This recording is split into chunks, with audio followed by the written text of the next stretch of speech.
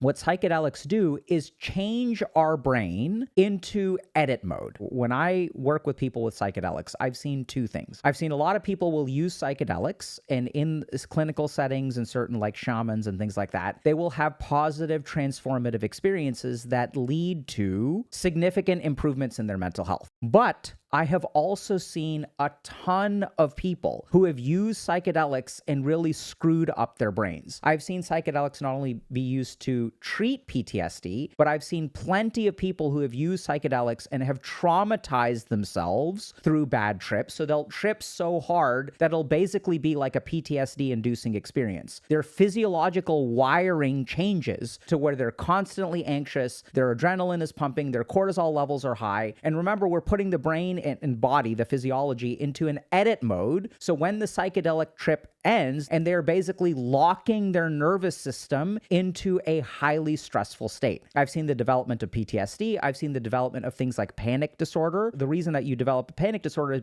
is because your physiology has been locked into a highly anxious state. And so if psychedelics can be incredibly damaging and they can be incredibly healing, how does that work? And if we understand that what they basically do is allow us to edit our brain, this starts to make sense, right? Because if I'm editing my brain, but the experience that I'm having is incredibly negative and traumatic, then I will sort of wire my brain in a traumatized way, wire my physiology in a traumatized way. But if I have a positive experience with psychedelics, then I will have a sort of positive, wiring, if that kind of makes sense. So what psychedelics basically do is turn our brain into edit mode where we can start editing the source code. So what that means is that the kind of edits that we make are ultimately what makes psychedelics potentially therapeutic or potentially harmful. So really all they do is allow us to edit. Then the code that we put in is ultimately what's important.